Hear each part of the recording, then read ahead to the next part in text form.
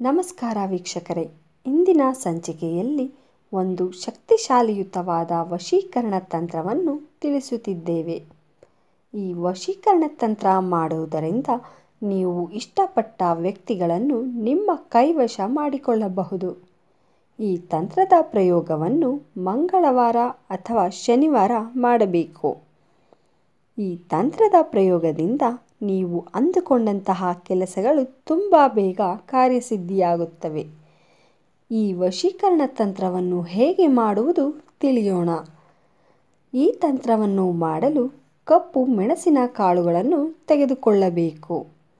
ನಂತರ ಒಂದು ಬಿಳಿ ಹಾಳೆಯಲ್ಲಿ ನೀವು ವಶ ಮಾಡಬೇಕೆಂದಿರುವವರ ಹೆಸರನ್ನು ಬರೆದು ಪ್ಲಸ್ ಚಿಹ್ನೆಯನ್ನು ಹಾಕಿ ನಿಮ್ಮ ಹೆಸರನ್ನು ಕೂಡ ಬರೆಯಬೇಕು.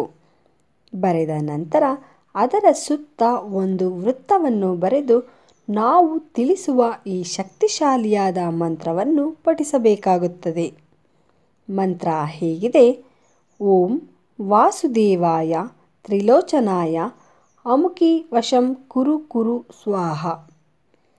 ಓಂ ವಾಸುದೇವಾಯ ತ್ರಿಲೋಚನಾಯ ಅಮುಕಿ ವಶಂ ಕುರು ಕುರು ಸ್ವಾಹ.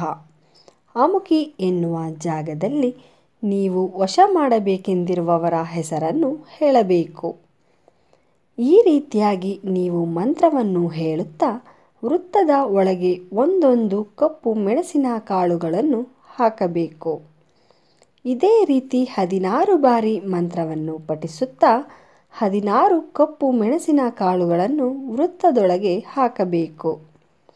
ಮಂತ್ರ ಪಠನೆಯ ನಂತರ ಈ ಮೆಣಸಿನ ಕಾಳುಗಳು ಮಂತ್ರಸಿದ್ಧಿಯಾಗುತ್ತವೆ. ನಂತರ ಇದನ್ನು ಯಾರಿಗೂ ಕಾಣದಂತೆ, ಯಾರು ಓಡಾಡದ ಜಾಗದಲ್ಲಿ ಸುಟ್ಟು ಹಾಕಬೇಕು.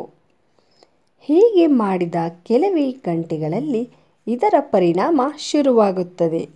ನೀವು ಇಷ್ಟಪಟ್ಟವರು ನೀವು ಹೇಳಿದಂತೆ ಕೇಳುತ್ತಾರೆ. ಇನ್ನೂ ಹೆಚ್ಚಿನ ಮಾಹಿತಿ ಬೇಕಾದಲ್ಲಿ ಸ್ಕ್ರೀನ್ ಮೇಲೆ ಕಾಣುವ ನಂಬರಿಗೆ ಒಮ್ಮೆ ಕರೆ ಮಾಡಿ. ಧನ್ಯವಾದಗಳು.